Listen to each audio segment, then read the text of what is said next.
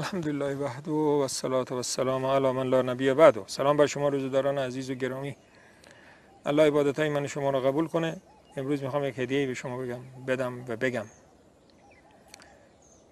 هدیه تجربه است که از عمر خود دارم و فکر میکنم برای شما هم مفید است. شما اگر که در محیط‌های زندگی کرده باشید که شهرها در خطر هست،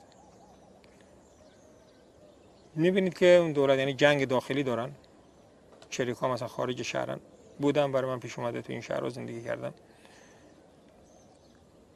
دولت میاد چی میکشه؟ خط امنیتی دور شهر میکشه، میگه کمربند اول امنیتی، کمربند دوم امنیتی، کمربند سوم امنیتی، و دیگه وسط شهر خودشون آروم میشینن دولتی‌ها و مردم، چرا که سرباز 3-4 کمربند امنیتی کشیدن دور شهر.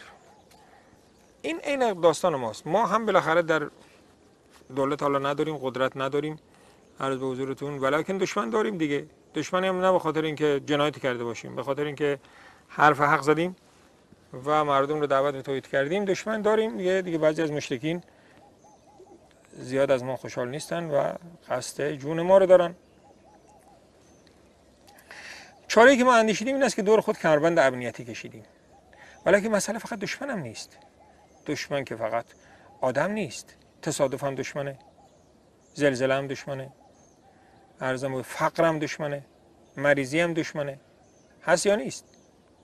حالا من میخوام به شما بگم که دور خودتون کمربند امنیتی بکشید که اگر از یک کمربند رد شد، از یک خط رد شد، خط دوم نتونه، از خط دوم رد شد، خط سوم نتونه. چطوری این کارو بکنیم؟ به ما پیغمبر ما صلی الله علیه و آله و سلم خیلی چیزا رو خبر داد، هدیه داده به ما. یکی این است که اگر شما آیت الکرسی رو صبح شب بخونی، الله لا اله الا هو الحی القیوم الی آخر، آیه 255 سوره بقره، صبح شب بخونی چیز به شما نزدیک نمیشه. جن شب خواستم بخونی جن به شما نزدیک نمیشه. وقت خواب بخونی یک فرشته هم تازه همراه شماست. این شد 2 کمربند امنیتی.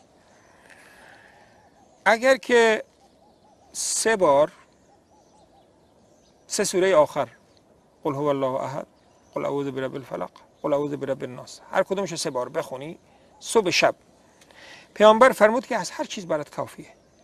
یعنی 3 کمربند امنیتی از هر چیز کافیه. از مرضم کافیه، از دشمنم کافیه، نمیتونه دشمن درش نفوذ کنه، نمیتونه عرضم به حضورتون دشمن نفوذ کنه، نمیتونه فقر نفوذ کنه، نمیتونه هیچی نمیتونه نفوذ کنه. شاید شما بگید آقا همین یکی بس نیست. یکی هم بسه. خب برای اینکه آدم یادش میره بهتر است که چند تا داشته باشه. برای اینکه لیطمئن قلبی، تا قلب انسان مطمئن بشه بیشتر بگه. دیگه چی میتونه انسان رو حفظ کنه؟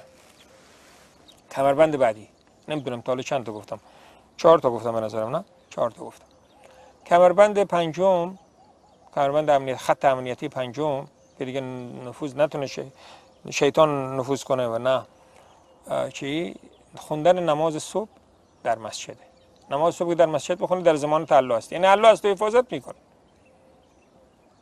شاید بگی حالا زنا نمیخونن، مردا که بخونن زناشون هم حفاظت میشه.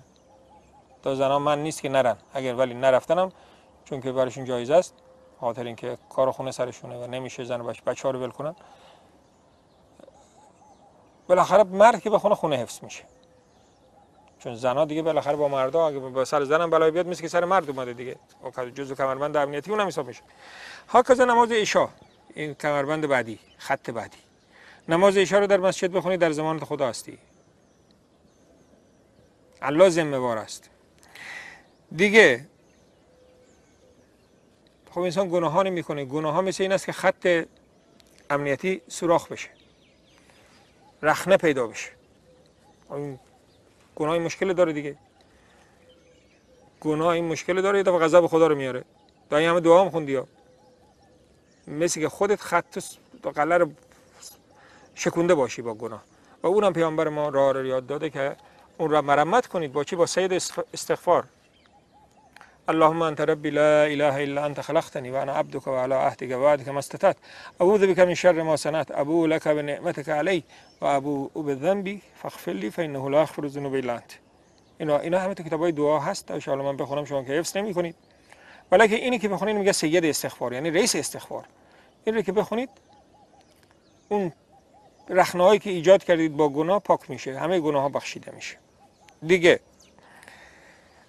یک حدیث هست که بعضیا میگن صحیحه، بعضی میگن صحیح نیست، ولی به نظر من صحیحه. میگه 7 بار این رو بخونی، حسبی الله لا اله الا هو علیه توکلت و هو رب العرش العظیم. 7 بار میگه این دعا رو بخونی، هر چیز که مشکل در دنیا داشته باشی خداوند هم و غم تو رو دور میکنه ازت. دیگه خانه میای بسم الله بگی. شما فرض کن که خانه هستی، تو خانه عقرب است، مار است، چطور تو اون خانه داخل میشی؟ یا در باز میکنی مثلا از بیرون خانه در مار با تو داخل میشه، به عقرب نمیشه دیگه. از عقرب و مار بدتر شیطانه. پیامبر فرمودن که اگر داخل خونه شدی بسم الله بگی، شیطان باید داخل نمیشه. شب دیگه نمیخوابه تو خونه. شیطان که تو شب بخوابه تو خونه، دشمنی میندازه بین افراد خونه. باز اگر غذا میخوری بسم الله بگی، اینم کمربندای امنیتی است یا کمربندای حفاظتی است. بسم الله بگی، باز شیطان با تو غذا نمیخوره. شما تصور کن داره غذا میخوری، یه سوسک تو غذا را بره، میتونی بخوری؟ حالا فکر کن که شیطان کنار آدم بشینه بخوره.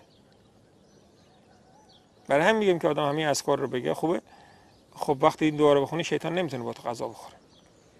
غذا که میخوری شکر کنی.